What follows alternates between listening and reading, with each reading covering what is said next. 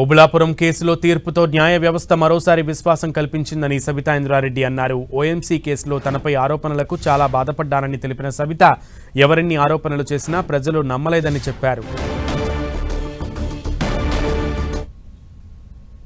న్యాయస్థానంలో నన్ను నిర్దోషిగా ప్రకటించినందుకు న్యాయ వ్యవస్థకి ప్రత్యేకంగా ధన్యవాదాలు తెలియజేస్తా ఉన్నాను.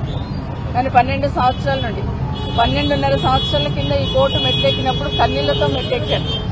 ఏ తప్పు చేయకపోయినా కేసులో వచ్చేసామని ఒక రకమైన బాధ ఆ రోజు ఈ కోర్టు మెట్లెక్కినప్పుడు. ఈరోజు న్యాయ వ్యవస్థ మీద సంపూర్ణమైన విశ్వాసంతో ఆ రోజు అదే చెప్పాను, ఈరోజు అదే చెప్తున్నాను.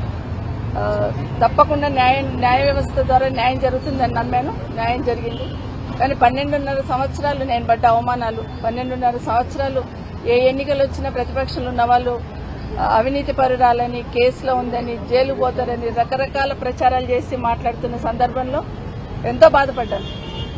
అట్లా ప్రచారం చేస్తూ ఉన్నా నా నియోజకవర్గ ప్రజలు కానీ, నా జిల్లా ప్రజలు కానీ నా మీద సంపూర్ణంగా విశ్వాసాన్ని ఉంచారు.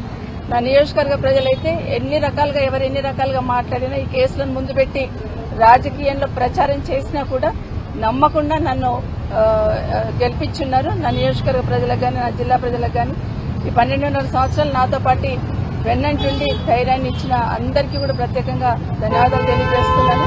మరొక్కసారి భారతదేశంలో న్యాయ వ్యవస్థ న్యాయం జరుగుతుందన్న ఒక విశ్వాస నమ్మకాన్ని కలిగించున్నారు. Thank you so much.